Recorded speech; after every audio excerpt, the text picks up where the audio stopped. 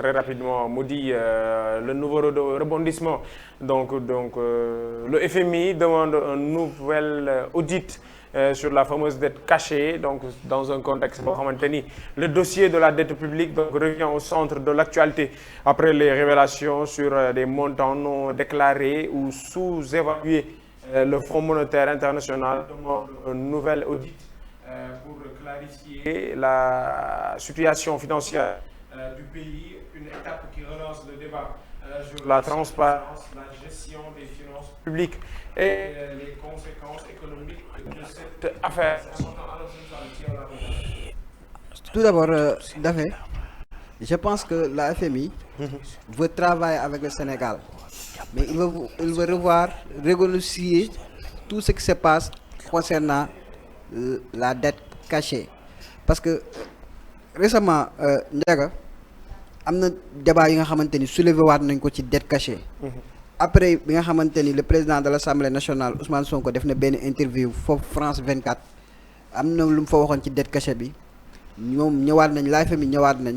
tey bëgg nañ xoolaat tey renégociation ñu xoolaat contrat yi ñu xoolaat ban partenariat ak ci yan projet la ñuy liggéey parce que tamit dama jàpp ni Sénégal dëkk la boo xamante ni FMI mënul ñàkk bañ a liggéey Sénégal ndax lu tax FMI di liggéey ak Sénégal je m'explique Sénégal c'est un pays bi nga xamante ni il a tout li nga xamante ni war na mën a tax lu mën a fiable lu tax FMI war a mën a liggéey ak moom Sénégal am na ay ressources naturelles Sénégal dëkk la boo xamante ni jàmm am na fi Sénégal dëkk la boo xamante ni am na il tend vers l'émergence parce que il est dans un pays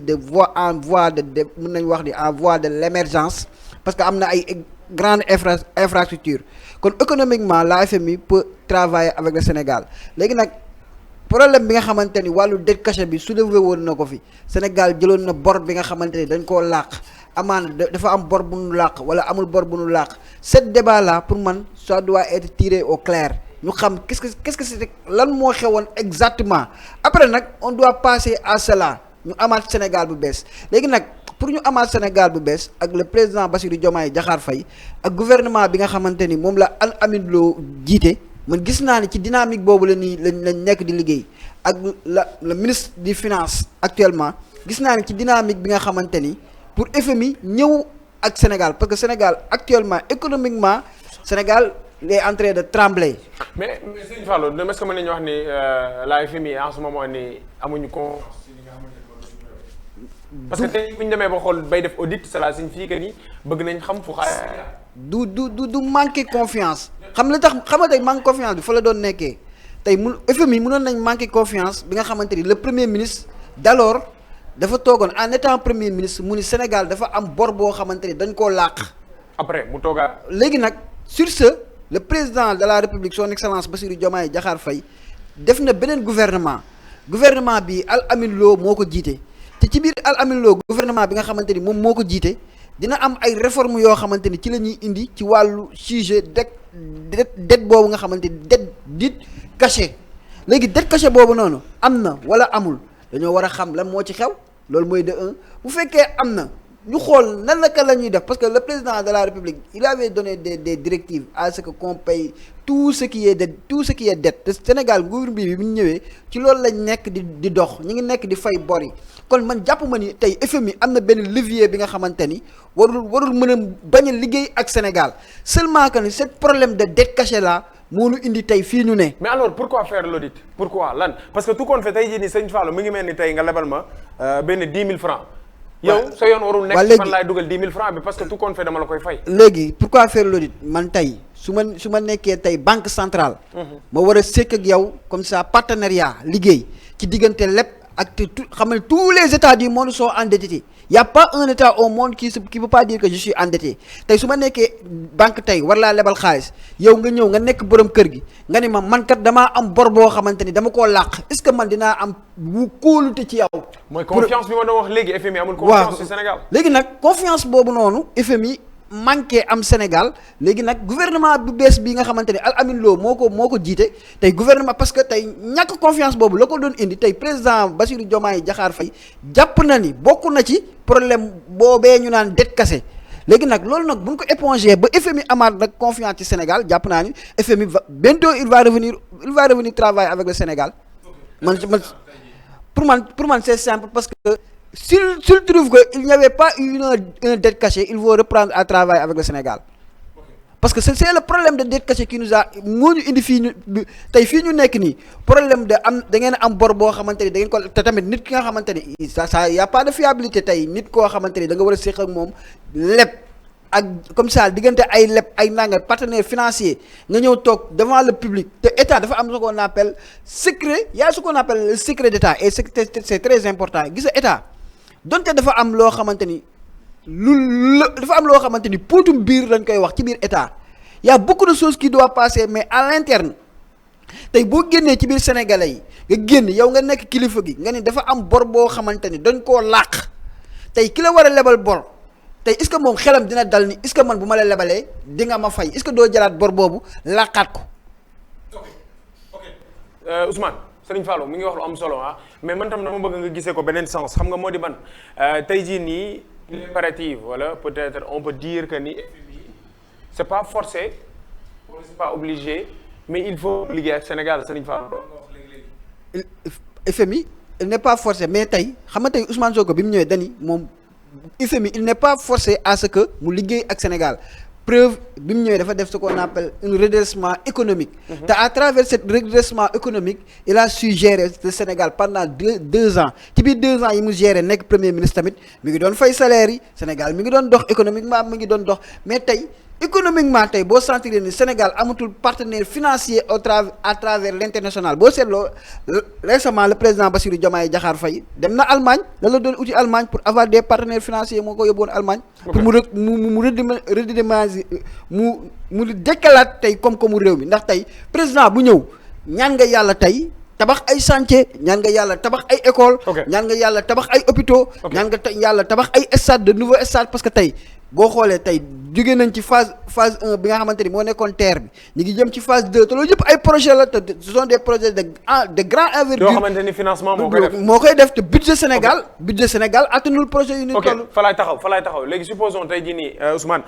ñu def audit boobu noonu et puis il s'avère que ni am na loo xamante ni jaarul yoon par rapport ak xaalis bi fu muy dugg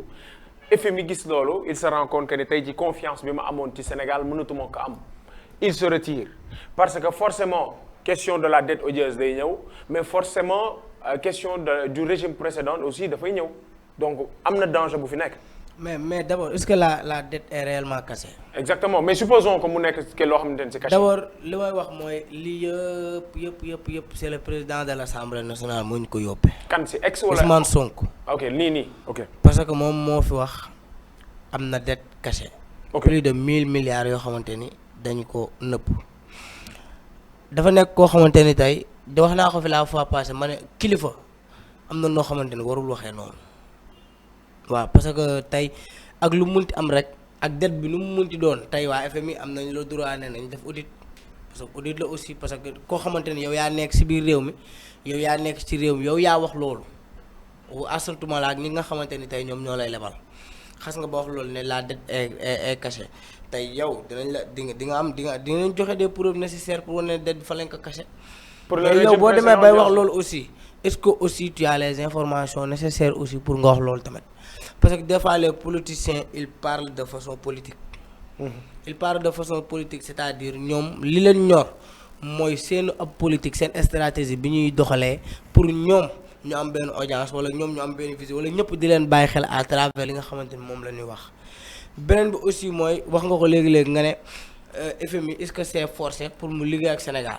bu ñu fàtte ne aussi c'est le président Ousmane Sonko aussi moo fi waxoon que ni yenn banques yi sax jarul ñuy ñëw ñu fii ci réew mi di fi liggéeyee ñun mën nañoo liggéey ñun mën nañoo doxal suñu bopp. donc bu ma la déggee ñun lépp lu ñu daal moom moo ñu ko teg. moo ñu ko teg. ok beneen bi aussi mooy Fallou Mbaye dafa ne léegi-léegi il a pu gérer pendant 2 ans mais il a géré difficilement. ndax réew mi boo xoolee 2 ans yi nga xamante ne moom nekkoon na président de l'Assemblée 2 ans yu méttee la ci biir réew mi ku ko yëg ak ku ko yëgul ku ko wax ak ku ko waxul. bu mu nekkee premier ministre. oui 2 ans yu métti la mu juge fi il est le président de l'Assemblée tey ñu ngi wax ci beneen facette xam naa ne dinañ fi ñëw ay révision conseil constitutionnel yooyu beneen affaire la mais tamit bu ñu fàtte ne aussi tu aspires à être un président moom loolu la bëgg am na loo xamante ni du waxam am na loo xamante ni du doxalinam am na loo xamante ni du jëfam waru kaa def lépp loo xamante ne mu ngi koy wax il doit en avoir des preuves nécessaires peut-être aussi am na ay preuves te bu ñu ko woowee aussi dana joxe ay preuves am waaye aussi FMI aussi danañu def audit danañu xam tey xaalis boobu noonu ñu fi jëlee fa lañ ko dugal xaalis boobu ñun ñoo ko jël lépp rek dañ ci def aussi. image Sénégal si yeneen investisseurs yi nga xam ne dañ fiy ñëw. waaw image moom boo bëggee dégg-dégg nit ñi image bi ñaawagul image bi xam kañ lay ñaaw ñu dem ba def audit ñu xam ni la dette est réellement cachée. ok foofu la nit ñi di bàyyi war xel réewu Sénégal est-ce que ñii bu ñu leen lebalee bu ñuy jug tamit duñ def ni ñeneen ñi defoon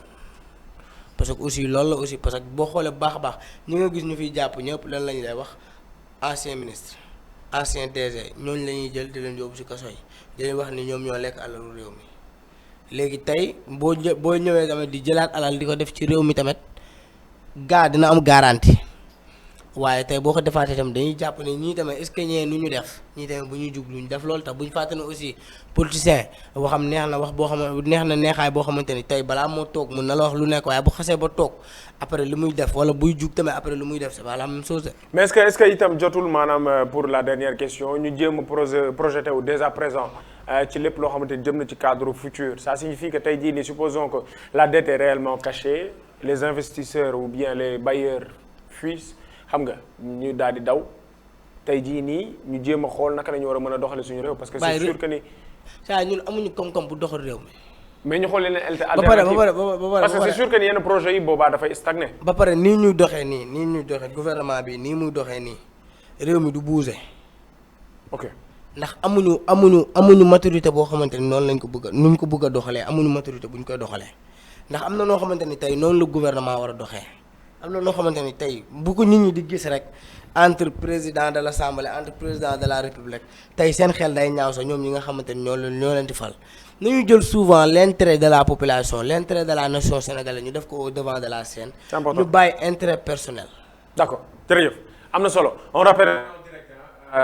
yéen ñi nga xamante ni yéen a nekk déjà à travers di ñu suivre à travers la radio allez vous abonner suñu page YouTube Sen Jeune TV c'est très simple pour ngeen bañ a manquer aucun de nos programmes n'est-ce pas c'est important Serigne Fallou mais avec de meilleure qualité d'image meilleure qualité son mais aussi suñu programme yëpp ngeen am ko tout en intégralité n'est-ce pas yéen ñi ngi nekk TikTok aussi allez faire de même maanaam Sen Jeune TV YouTube c'est très simple bu ko defee lépp loo xamante ne rek contenu la di ngeen ko mën a am alors troisième et dernier sujet bi nga xamante ne war